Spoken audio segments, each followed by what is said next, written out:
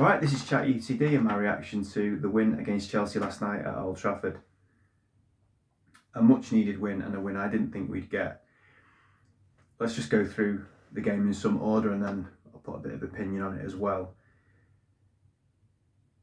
I expected that we would come out with verve and with energy and with the crowd behind us and with aggression and snappiness, and that the crowd with an improvement basically. And even in the first few minutes before they went down to 10 men, I thought you could see that there was that intent.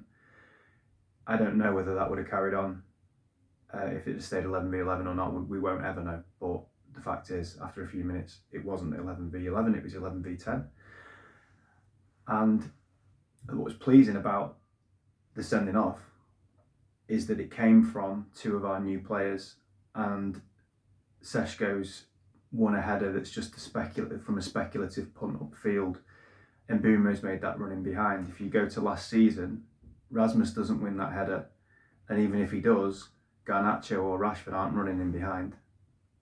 They were too far wide, playing in Amrim's system, and in Rashford's case, he wouldn't have run anyway. So it's two new players making a transformative difference that the other players that we've let go of wouldn't have done. So I think that's really, really positive.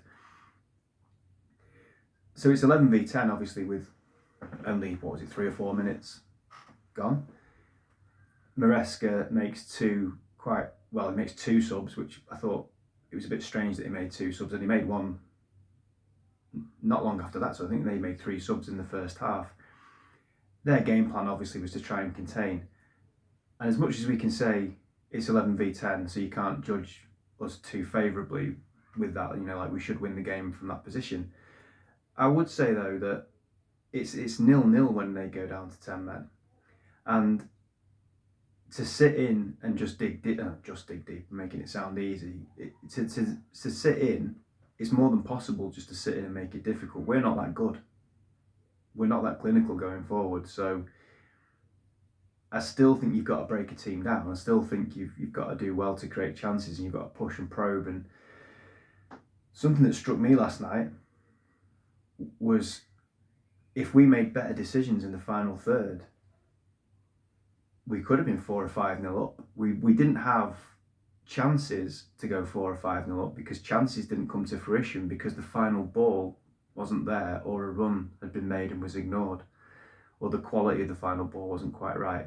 And those little moments, they're not massive misses as such, but they're chances to then create a proper opportunity, and that's something we must improve on.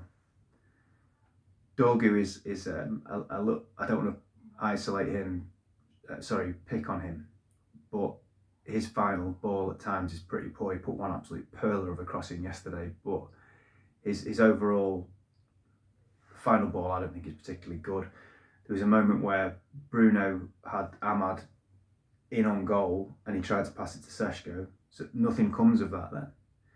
But these are chances to create chances, and we're not doing that. And I've noticed that this season in general, the final ball isn't good enough, or runs are being ignored when someone's pretty much in on goal. Got to do better in that respect. But we scored 2 goals, and it was a bit of an air scare and blood and thunder, almost a bit of a throwback in the first half. It wasn't particularly pretty, but there was quite a lot of feistiness to it. There was a few moments where people squaring up to each other. There was an aggression to United, which was good to see. Absolutely led by Matthijs de Ligt, who I'm going to talk a bit more about later. The second goal, Shaw does really well. He makes something of nothing to supply Casemiro. Both goals are borderline offside, but they're not offside, so who cares? And as I say, had we have made better decisions in the final third, perhaps we could have been even further in front than 2-0. Just before half time, Casemiro gets sent off for a second yellow card, and you absolutely can say that it's a soft one. Is it a red card? Sorry, is it a second yellow card? It's probably not, but as soon as he got booked, the thought passed through my head, he's probably going to get sent off. Because if Casemiro gets booked at any point in a game, he's shown in his United career he's not a great player to have on a yellow card. And for an experienced player, he doesn't have to make some stupid decisions. Just don't even give the referee a decision to make. And I think maybe it would have been wise to have brought him off, because you can't trust him on a yellow card. But it's still soft, the second yellow card, I must say. It's interesting though, this is probably how far we've fallen. The commentator then, or the commentators on Sky are sort of going, it's 2-0 to United and it's just gone from 11v10 to 10v10. And all of a sudden they're going, oh, we've got a game on our hands here. It's like, well, Chelsea haven't scored. We're 2-0 up.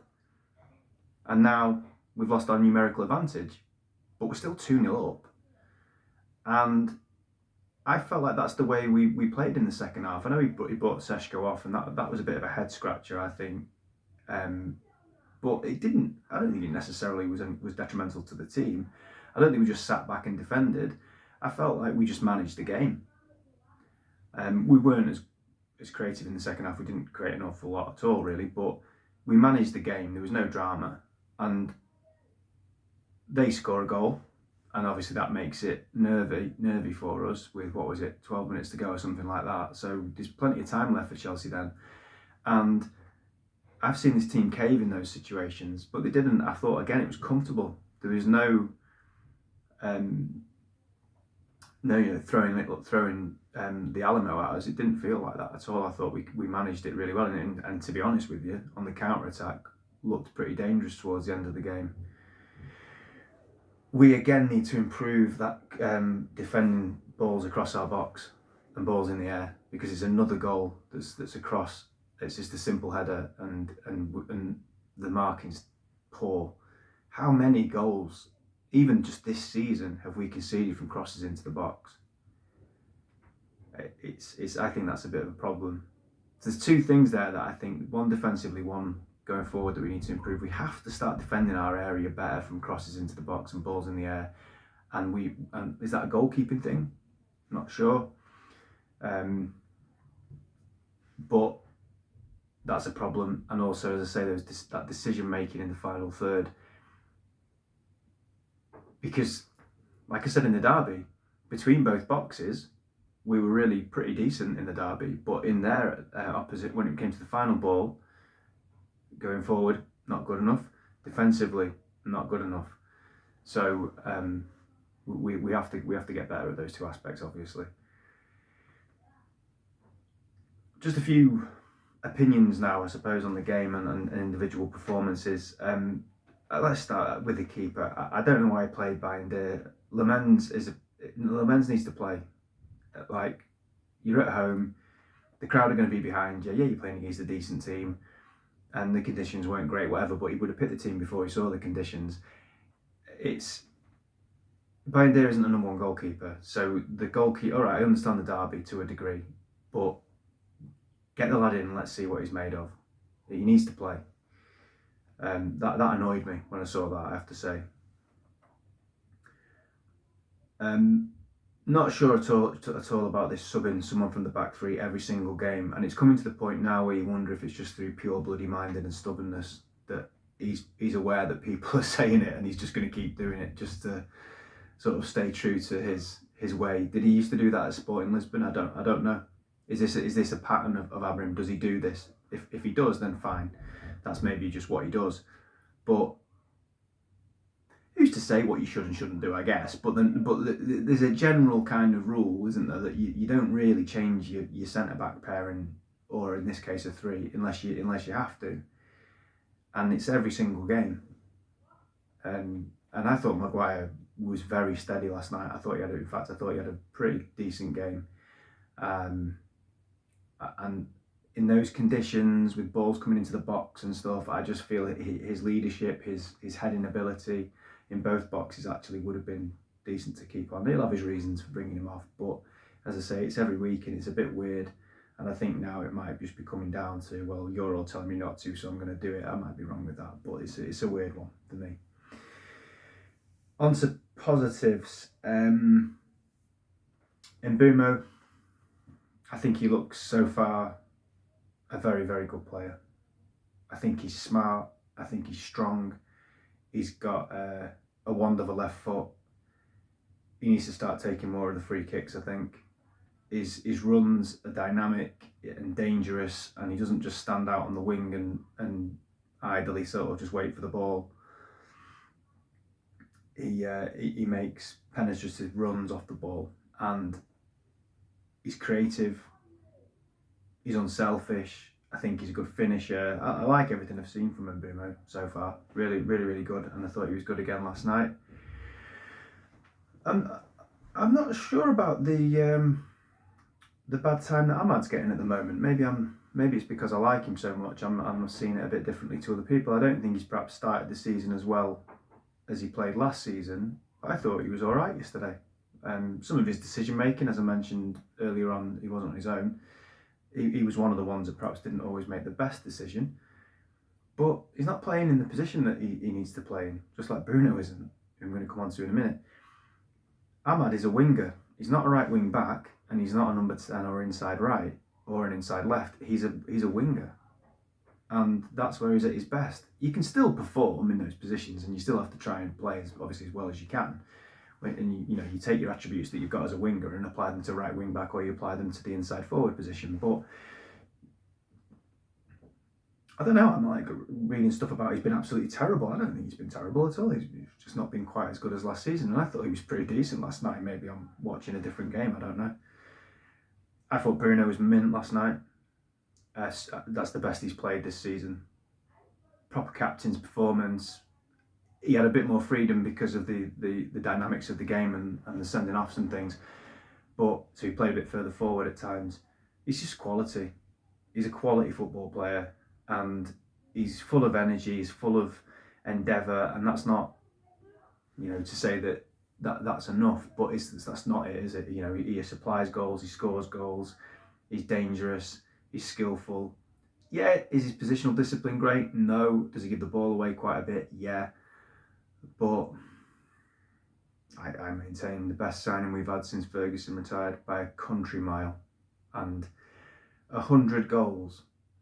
It was his 200th. I think it was his 200th Premier League game for United. So he's obviously played more than 200 games because he's played in cups in Europe and whatever as well. But 100 goals from midfield. That is some going. He's just your go-to man in situations when you need a goal or you need an assist. He generally speaking, when we win games, he's involved in it, and I think